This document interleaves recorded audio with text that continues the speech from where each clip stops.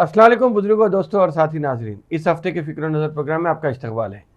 हिंदुस्तान की 5 रियासतों में 680 के करीब एमएलए सीट्स पर इलेक्शन हुआ, जिसमें 24 करोड़ अवाम ने जो अहल थे उन्होंने अपने हक़ राय दही का इस्तेमाल करना था। परसेंटेज में मालूम होगा कि कितने लोग किए हैं, लेकिन कल तेलंगाना के इलेक्शन के साथ ही जो इंतखाबी अमल था वो ख़त्म हो गया है और सबसे तवील इंतखाबी अमल था, जिसमें इन 5 रियासतों को एक साथ इलेक्शन को जाना था। 30 नवंबर को ये ख़त्म हो गया।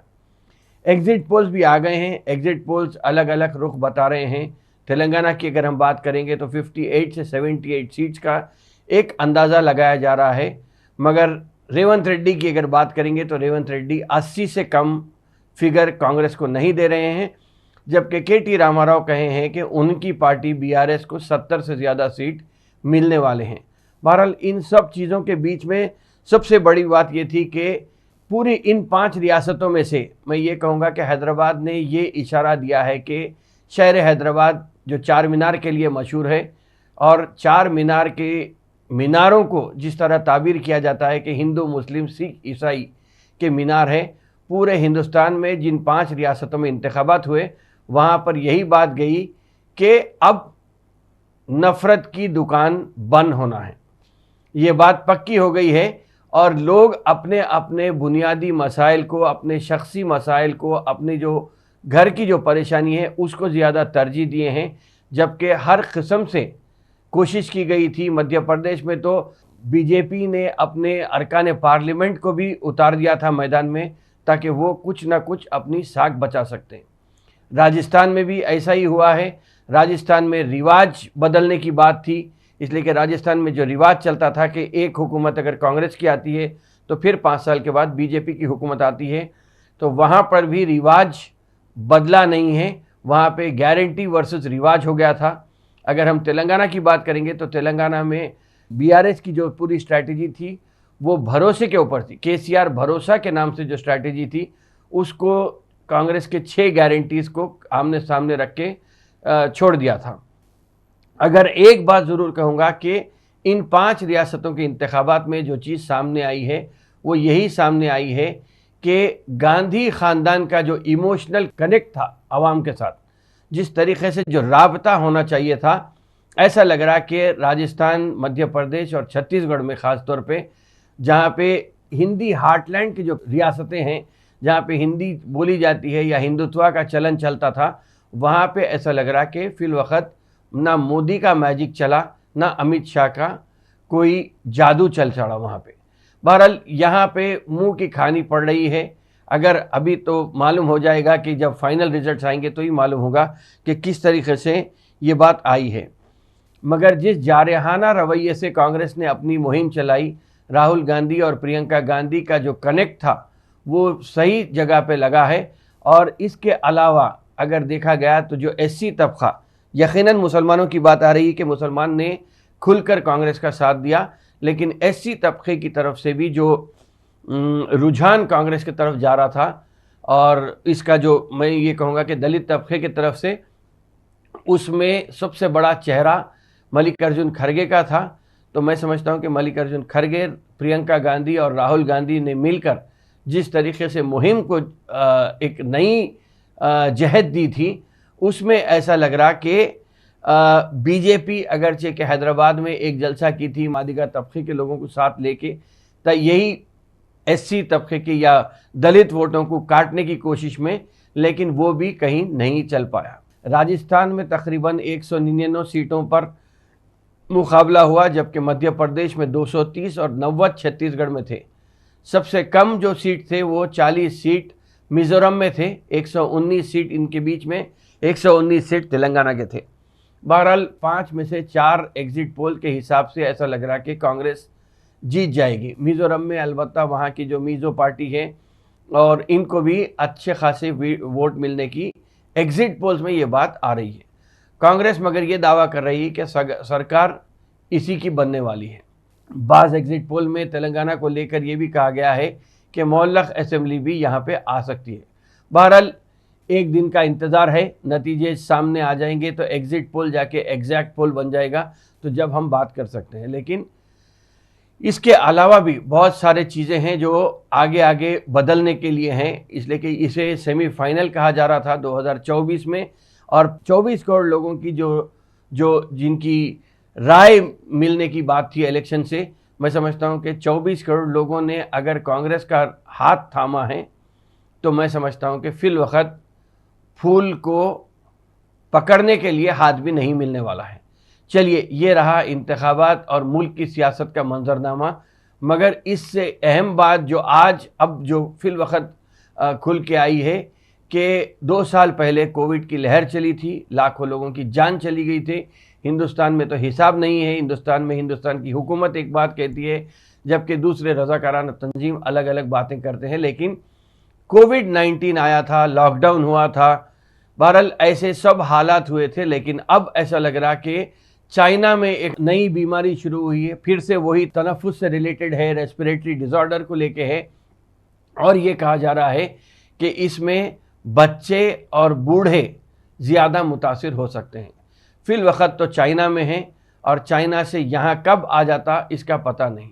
लेकिन बच्चों को, ख़ास तौर पे छोटे बच्चों को और बुज़ुर्गों को महफूज रखने के ऐसे हिदायत दी जा रही है।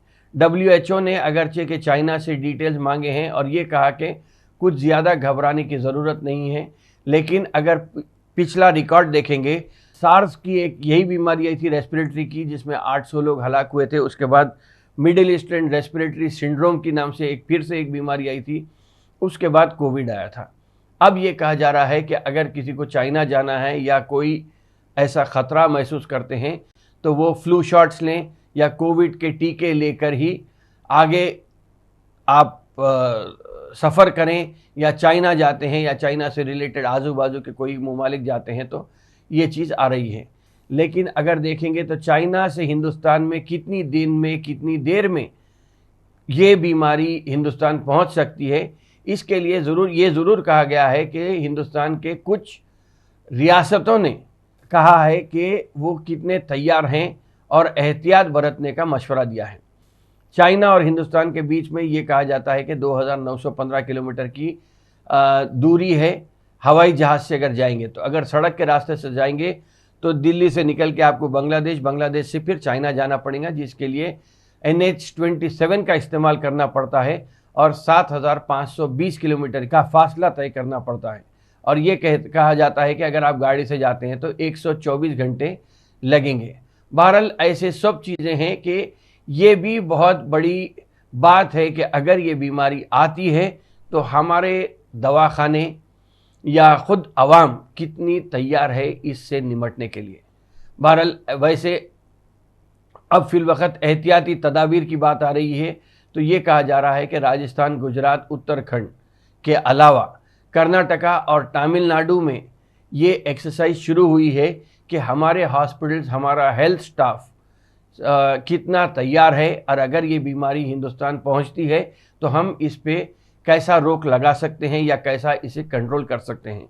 इसके लिए ज़रूरी हिदायत, अहकामात जारी किए गए हैं, जिसमें यह भी कहा गया है कि आप चेहरे पर मास्क फिर से लगाने की तैयारी कर लीजिए।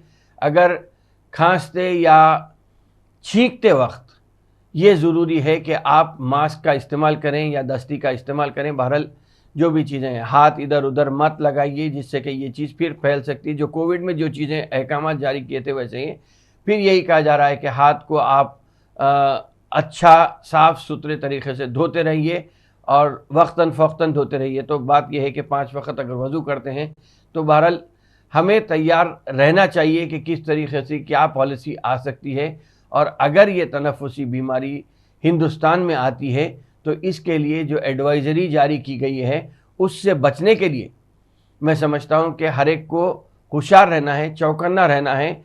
यही मैं मानता हूँ कि बहुत सारे लोग टीका नहीं लिए थे लेकिन सर्टिफिकेट ले लिए थे। लेकिन अगर ये बीमारियों का सिलसिला चल पड़ता है, इसलिए कि कोई किसी साइंटिस्ट से बात हो रही थी तो उन्होंने कहा कि किसने कहा कि कोविड ख़त्म हो गया। उन्होंने तो ये कहा कि कोविड ख़त्म तो हुआ है अगर आपकी एतबार से हम बात करेंगे, लेकिन कोविड फिर नाम बदल कर, शक्ल बदल कर, म्यूटेशन जिसे कहा जा रहा है, म्यूटेट होके फिर से दोबारा कहीं ना कहीं फिर से आ सकता है। तो बेहतर ये है कि आप अपने आप को होशियार रहें, आजू बाजू देखते रहें। अगर किसी को कोई नज़ला, खांसी, बुखार कुछ भी आता है तो फ़ौरन इलाज करवा लीजिए, बजाय इसके कि हालात बिगाड़ने से पहले। बहरहाल अब ये तो कोविड की बात हो गई, इलेक्शन की बात हो गई, मगर हैदराबाद की अगर हम बात करेंगे तो इलेक्शन में जो बात हुई थी, वोटिंग, राय दही, मैं एग्जिट पोल्स पे बात नहीं कर रहा हूँ, लेकिन राय दही के ताल्लुक से अगर देखेंगे तो हैदराबाद में अभी जो कहा जा रहा है कि 39% पोलिंग या 40% की पोलिंग हैदराबाद शहर में हुई है, जो सबसे कम है।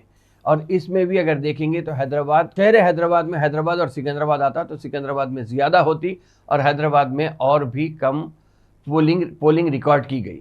अब ये कहा जा रहा है कि लोग क़यादत से बेजार है, इसीलिए वोट डालने को भी आगे नहीं आते। लेकिन आगे आने की बात, ये बात कही गई थी कि वोट आपका जमहूरी हक़ है, आप का इस्तेमाल लाजमी तौर पे करिए। लेकिन जिस तरीके से लोग आगे नहीं बढ़ के आए हैं, ये अभी तो तेलंगाना का स्टेट का इलेक्शन था, लेकिन मैं समझता हूँ कि आइंदा 6 महीने में पार्लियामेंट के इलेक्शंस हो रहे हैं और मुनक़सिम होने से बचने के लिए मैं समझता हूँ कि हमें हर एहतियाती तदाबीर, रहनुमायाना खतूत और ऐसे हर वो चीज़ों का इस्तेमाल करना पड़ेगा कि हमारा वोट ना बटे, ना घर में रह जाए। वोट को बाहर निकलकर इस्तेमाल के लिए करना ज़रूरी है, क्योंकि तेलंगाना की हम बात करेंगे तो तेलंगाना में 17 पार्लियामेंट्री सीट्स हैं और जो कल के 2024 के वज़ीर-ए-आज़म की कुर्सी पे कौन बैठेगा उसका फ़ैसला करेंगे। बहरहाल हमें ये देखना है कि हम हमारी जो जमहूरी ज़िम्मेदारी है उसको भी खुलकर इस्तेमाल करें, बजाय इसके कि वोटिंग को जिस तरह उमूमन होता आया है अब तक कि हम छुट्टी समझकर एक दिन हम घर में बैठ जाते हैं। बजाय ये करने के हमें 6 महीने के बाद की तैयारी करना बहुत ज़रूरी है। और जहाँ तक हो सके जिस तरीके से कर्नाटका में मुसलमानों ने वोट दिया था, मैं समझता हूँ कि अभी फिर हम यहाँ पर भी तेलंगाना में भी एक ये कहा जा रहा है कि मैक्सिमम वोट पड़े हैं, लेकिन मैक्सिमम वोट को अगर हम ऑर्गेनाइज तरीके से करते हैं तो मैं समझता हूँ कि बहुत ज़्यादा फ़र्क 2024 के और 17 पार्लियामेंट्री हलकों में इसका असर पड़ सकता है। बहरहाल अभी से तैयारी करेंगे तो हम 6 महीने में तैयार होकर वोट डालने के और वोट की ज़िम्मेदारी को समझ के, वोट की जो ताकत है उसको समझकर उसका इस्तेमाल कर सकते हैं। बहरहाल इन सब चीज़ों के लिए मैं यही कहूँगा कि एक दिन का वक्फ़ा है, एक दिन के वक्फ़े में एग्जैक्ट रिज़ल्ट्स भी आ जाएंगे। अब बजाय एग्ज़िट पोल्स पे हम बात करने के, एग्जैक्ट रिज़ल्ट्स आने के बाद नई हुकूमत आएंगी, नई हुकूमत के साथ हमारे जो मुतालबात हैं, जो ख्वाहिशात हैं, उसे भी हमें रखना है। तो उसके लिए हम अपनी तैयारी करके बैठें, चाहे जो भी आती। अभी फ़िलवक़्त तो बात आ रही है एग्ज़िट पोल्स के हिसाब से कांग्रेस की गवर्नमेंट की। अगर कांग्रेस की गवर्नमेंट आती है तो उनसे हम ये शुरुआत करना चाहिए कि जो माइनॉरिटी डिक्लेरेशन में जो प्रॉमिसेस हमें किए गए थे, जो 6 गारंटीज़ राहुल गांधी और प्रियंका गांधी की तरफ से दिए गए थे, जो मुहिम मल्लिकार्जुन खड़गे की तरफ से चलाई गई थी और जिन जिन कर्नाटका के वुज़रा यहाँ पर आए थे, इसके अलावा भी हिंदुस्तान भर से जो मुस्लिम अक़लियती क़ायदीन यहाँ पे आए थे, उन सब की बातों को हम जहन में रखकर ये बात को यकीनी बनाना ज़रूरी है कि 6 गारंटीज़ के अलावा माइनॉरिटी मैनिफेस्टो में जो वादे किए गए थे उस पे जल्द से जल्द अमल हो, चाहे वो 3 महीने हो, 6 महीने, 100 दिन के अंदर अमल करने की बात थी। तो अगर 100 दिन में हमें अमल करना है तो हमें तैयार रहना पड़ेगा, इसलिए कि जो वादे किए गए थे, 5,000 करोड़ का बजट था, 1-1 लाख रुपए तक की लोन स्कीम थी और घर के ऊपर घर बनाने के लिए स्कीम थी। 6 गारंटीज़ तो हर एक के लिए हैं, तो 6 गारंटीज़ से भरपूर फ़ायदा उठाने के लिए ये भी हमें तैयार करने के लिए जितने लोग जो ज़िम्मेदार हैं उन्हें एक जगह आकर कुछ ना कुछ ऐसी तैयारी करना पड़ेगा कि हम ज़्यादा से ज़्यादा लोगों को फ़ायदा पहुंचा सकते हैं। बहरहाल ये सब बातें तो चलते रहेंगी। आइंदा हफ्ते नई हुकूमत के उसमें हमारा प्रोग्राम होगा, तो जब प्रोग्राम होगा तो उस पर हम और मज़ीद एक हफ़्ते में क्या क्या डेवलपमेंट होते हैं उस पर बात कर सकते हैं। बहरहाल इस हफ़्ते मैं समझता हूँ कि यही काफ़ी है कि 25 करोड़ लोगों की राय फ़िलवक़्त कांग्रेस के साथ है। तो जो साहब मुहिम चलाए थे, जो साहब कुर्सी पे 10 साल से बैठे हैं, उनको जाने का वक्त आ गया है। अब भेजने के लिए राजस्थान हो, मध्य प्रदेश हो, छत्तीसगढ़ हो, तेलंगाना हो, मिज़ोरम हो, यहाँ से जो बात उठी है वो बात मैं समझता हूँ कि इंशाअल्लाह ताला आइंदा साल दिल्ली तक भी जाएगी और दिल्ली में भी तब्दीली के अच्छे खासे मौक़े नज़र आ रहे हैं, अच्छे खासे इशारे मिल रहे हैं कि दिल्ली में भी कुछ अच्छी तब्दीली हो सकती है। बहरहाल ये 6 महीने की बात है, लेकिन 6 महीने से पहले तक हमें अपने आप को तैयार करना है। इन सब बातों के साथ मैं इस हफ्ते के फ़िक्र नज़र प्रोग्राम में यहीं पे आपसे इजाज़त लेता हूँ। इंशाअल्लाह ताला आइंदा हफ्ते फिर मुलाकात होगी, फिर बात होगी। शुक्रिया, खुदा हाफ़िज़।